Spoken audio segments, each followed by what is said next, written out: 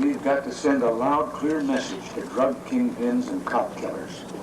We also need to appoint more tough federal judges who take drug crime seriously and to pass mandatory penalties for those who sell drugs to children.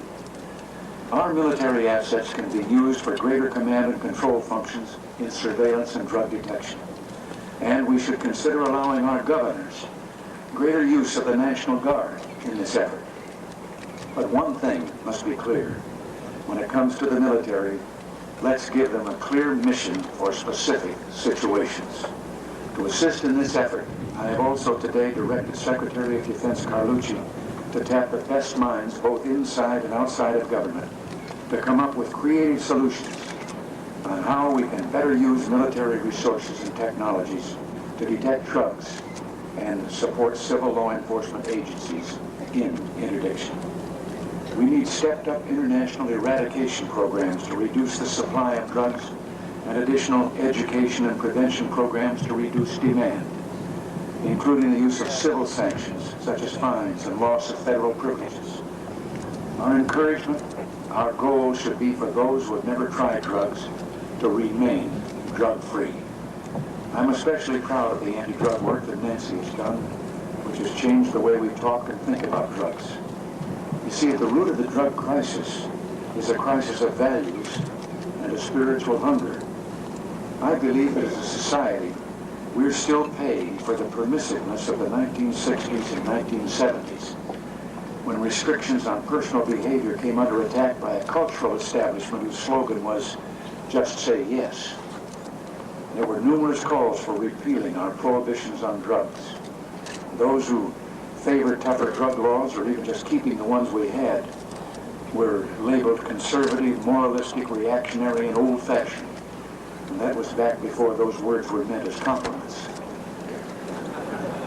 The none too subtle message to young people was that they had to use drugs if they wanted to be cool. What greater shame can there be than that many of our young people began to use drugs not to rebel, but to fit in?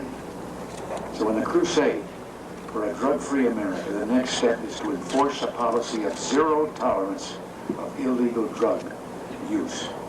So when we say no to drugs, it'll be clear that we mean absolutely none. No exceptions. This concern with values goes beyond just the issue of drugs, of course.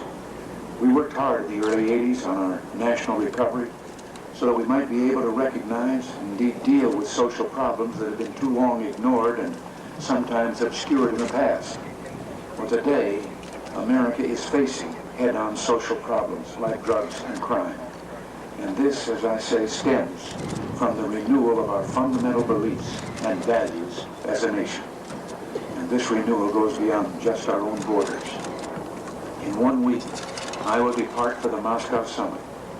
It'll be my first visit to the Soviet Union and my fourth meeting with General Secretary Gorbachev.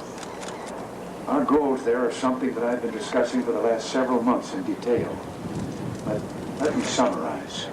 There are four main agenda items in the U.S.-Soviet relationship: human rights, regional conflicts, arms reduction, and bilateral exchanges. With regard to human rights, though we note some improvements, we'll continue to press for full respect for the freedom of expression, travel, religion, and other rights contained in the Helsinki Accords, and for institutional reforms that would guarantee such rights and the rule of law. We'll discuss a number of regional conflicts in which the United States supports the forces of freedom against brutal communist dictatorships. In particular, we will note the progress of the Soviet withdrawal from Afghanistan. We will reaffirm America's support for the brave Mujahideen freedom fighters and the goal of an independent, non-aligned, and undivided Afghanistan free to determine its own future. In the area of arms control, General Secretary Gorbachev and I will continue our dialogue on the reduction of nuclear weapons, focusing in particular on strategic offensive systems. And with respect to bilateral exchanges, I especially want to encourage more student exchanges between our two countries. I hope that more Soviet young people can view firsthand America's democratic system and way of life. Just the other day, I met with 70-some students, 38 Americans and 38 Soviet students, who have held a conference in Helsinki, in Moscow, and are now here in the United States holding one. And I looked out at them as I'm looking at you, and you couldn't tell which were Russian and which were American. And I had to say to them, if all the young people of the world could get to know each other, there'd never be another war. Well, I should also mention that part of our meetings will focus on the U.S.-Soviet Maritime Search and Rescue Agreement that has just been concluded. Other maritime issues we're currently discussing include the issue of fisheries and plans for dealing with emergency pollution spills. So yes, the Coast Guard's concerns are on the Moscow agenda. It's been a great honor to be here with all of you, and you can be sure that when I'm in Moscow, I'll think of all of you here today. You represent the best of America and carry in your hearts the values that are the source of our liberty and our spiritual strength. This is reflected in the path of the service that you've chosen. We're a nation of free men and women who use our God-given liberty to serve our country because we love her and all that she represents. It's our earnest prayer to serve America in peace. It is our solemn commitment to defend her in time of war. I believe that America is standing before the brightest future the world has ever known, and that future is yours, and properly so, because you've chosen to wear the uniform of your country and risk all that you have and all that you are in her defense. I wish not only to congratulate you on your graduation, but as your Commander-in-Chief, I salute you.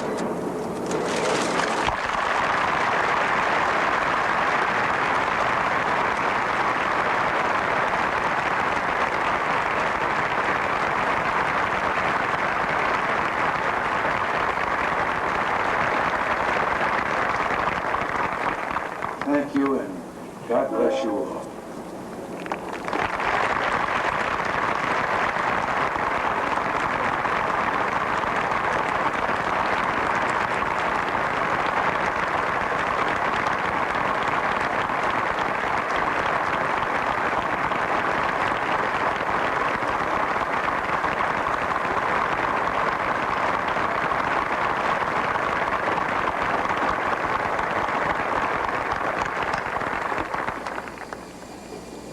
Thank you, Mr. President. And if I may, since we're all good sailors, and you are our Commander-in-Chief, we were always taught to return a salute. Sir?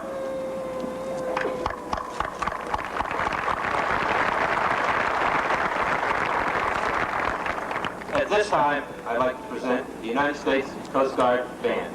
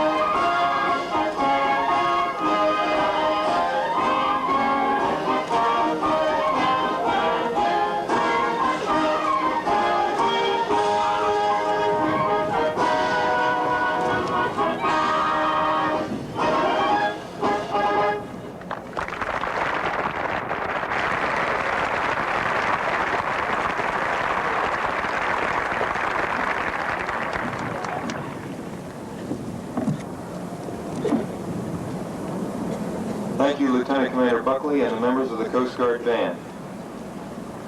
The degree of Bachelor of Science will now be conferred by the Superintendent.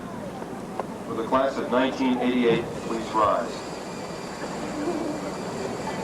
Admiral Caroni, I have the honor to present to you the candidates for the degree of Bachelor of Science. They have been examined by the faculty and approved by the Academic Council, and I request that you, by your official act, confer on them this degree. Very well. By virtue of the authority vested in me, I now confer upon you the degree of Bachelor of Science and admit you to all its rights and privileges. Ladies and gentlemen, please be seated.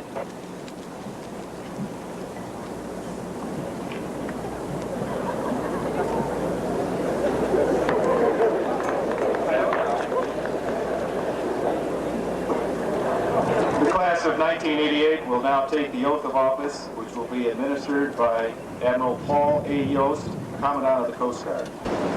Class of 1988 will please rise. Thank you, Captain.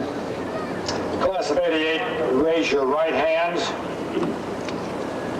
Having been appointed to the grade of ensign in the United States Coast Guard, do you solemnly swear or affirm that you shall support and defend the Constitution of the United States against all enemies, foreign and domestic, that you shall bear true faith and allegiance to the same, that you take this obligation freely, without any mental reservation or purpose of evasion, and that you shall well and faithfully discharge the duties of the office on which you are about to enter, so help you God.